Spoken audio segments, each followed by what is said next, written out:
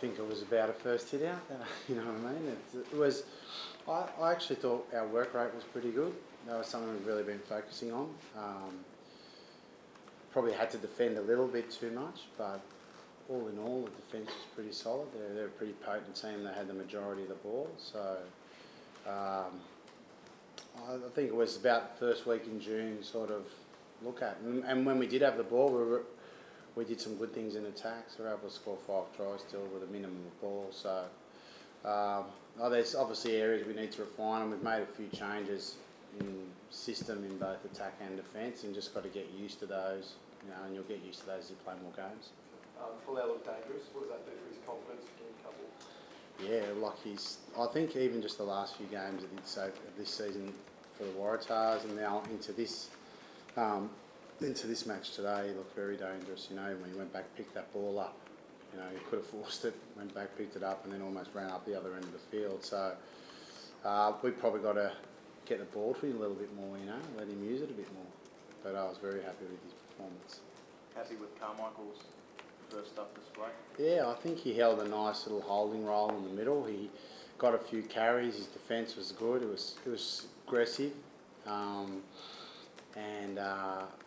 his work rate's always excellent. Carmichael, you know, he's always back up on his feet, straight back in the line, or he's working back out to a position. So I think for his first outing, it was pretty handy, you know. And there was a lot, like I said, there was a fair bit of defending to do, but I thought he was pretty good.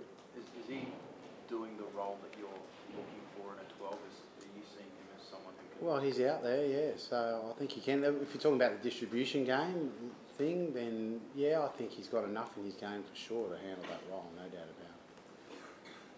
Will, seeing like he gave the side some good leadership, particularly in that first 15 minutes or so, when we were attacking a lot. With Will again, yeah, well, he's a class player, you know. The experience that man has, and he's sharp and fresh, and he's got a real desire to play for Australia, you know, Will. So every game I've ever been involved with him, you get the same thing, which is, you know, consistent energy, effort, and he's a very, very classy player. He's a top line player, Will, and I'm glad that he's back playing for us. You spoke on defending a lot. Was that due to their broken play, that they're very good at creating opportunities from that, and did you focus on that throughout the week? I thought it was weird in a way, because we had some ball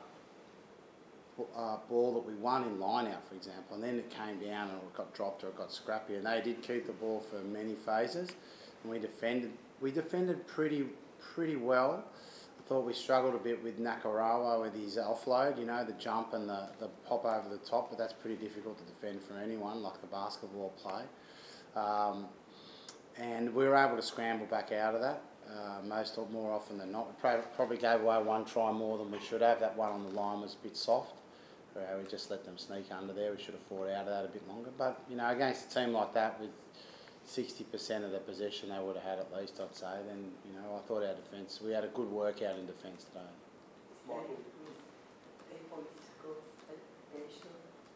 No, you're always going to get that with them, because we would have made a lot, but then with offload, it's with the offloads, you know, when you get those subs. And they're a team that's going to offload a lot. I think the key thing, if you've got a high work rate against a team like that, you're going to scramble out of a lot of those situations. So I would say some of the ones that were a bit straight up, maybe a couple of the counter-attack ones where the guy went through, they're not good ones to miss. But the ones that are coming off offloads, as long as the system's right and you're high up on the inside, you'll make those tackles from the next guy across. You had a tweet to top 5 for this game. Did you feel they stepped up at scrum time? Yeah, I thought the scrum went okay.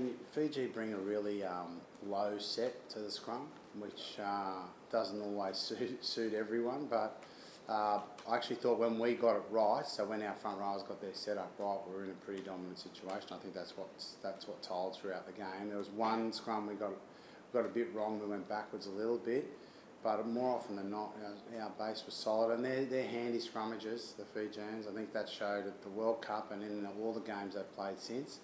So yeah, I was with the young guys starting up front. I thought they put in a nice performance first up. Hoops, how did you find the new back row combination? Yeah, I really enjoyed it. I mean, I was very impressed with Ned's debut game. You know, he was pumped during the week and showed that, and then carried himself well on the field. I think you know, you're in danger there of overplaying your hand, and I don't think Ned did that. I think he really stuck to his role and did some good things on the field and carried well and got himself stuck into defence. And then Higgs, you know, it seems like he hasn't missed a beat, so you know, happy for him. Broadly, Michael, where does this leave you ahead of Scotland? I mean, do you feel like you can have the luxury to chop and change and experiment over the next couple of tests? I don't know about experiment, but definitely if we feel like we need to make some changes, we would, just to get a look at some different setups, or maybe even just to give some other guys some game time, because there's some really highly, like, strongly competitive positions from players, and even like from the back row, where we sent Jack Dempsey back to club rugby to get a run today, and then you know, out wide as well. You know what I mean? All the boys who've been playing in the outside channels have been playing strong this year as well. So, and then you've got experienced campaigners in the front row too. So, I suppose what we're trying to do is have ourselves relatively interchangeable, and we can go horses for courses according to who we're playing against. We'll see how the game pans out. They're playing tonight, Scotland, so we'll have a look and see how that game pans out and see what we think to select next for that game in Sydney. Forgive my ignorance, did Spade come off and then come back on? Spade went off for a head test, yes, and he came off and Hodge went on for him, and then when he came back on, we decided to take Haylett Petty off. Yeah. Any injuries of note? No, I think everyone's pretty good, yeah, for first game in. John's, Fiji coach John said that one of the issues is having players that are playing on the other side of the world, that their slow start. Was getting Will back, did he just need that one game to get back in the pace of how you wanted to play the game, or did that affect how No, I don't think, not for Will Genia. I think he was at the game pace pretty much from the first, you know, second. Maybe a couple of those little kicks into the corner we could do without, but I like the way he runs the game, you know what I mean? He's up on the front foot, he's got a great support lines down the middle, he brings the pace, he's very crisp, you know, so I don't think it's taken him any time to get back. He's got a lot of experience though, he's played a lot of test footy, so he knows what it's about. Are you still expecting Scott Sear to be available for next week? Yeah. He did a workout today, so look, that was our plan always. I like to stick to the plan, so we'll see if he... We'll see probably first thing Monday or Tuesday, but I'm banking on the fact that he'll be available, yes. You, I mean, you've got 34 players. Would you be using them all, or...? Don't know yet, mate. I don't think it'd be hard to use all of them, to be honest, right? But we'll definitely go through a few. I think I think it's the right thing to do to give everyone a chance in these games, and you know, get a look at guys, especially with a young squad. You know, too. Maybe it's not always. Maybe it's ideal to see guys, you know, in different situations. So, yeah. Look, we don't have a forecast plan for it in advance, but I'd say, you know, that we might throw out a few changes next week. We'll see how we go. Michael, the initiative to bring all the kids on after the game, that's something the players enjoyed? Yeah, I mean, from us being able to play afternoon rugby here in Melbourne, I mean, conditions, first of all, fantastic. The field was fantastic, great nick. And then the real excitement in the kids and seeing them run on the field is something that certainly all of us enjoy as players, and I'm sure the coaching staff, and you know, really happy to see rugby, you know, a good showing down here today in Melbourne, and you know, want to keep growing that over the next two tests. How was the thrill leading you guys out today? Did you organise some plans with Squeak when you came on there? Yes, yeah, from yesterday we actually did have that conversation, so thanks for that.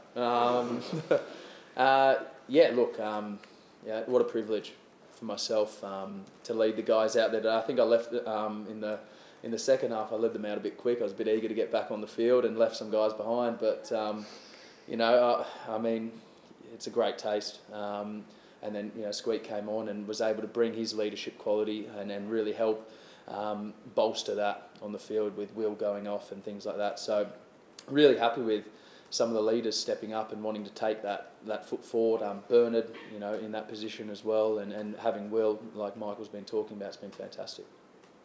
Forgive my ignorance. When Stephen came on, was he actually doing the referee interactions and that stuff, or did you keep doing all that sort of captains? Kept doing that just because I had a bit more of a feel of the game, yeah.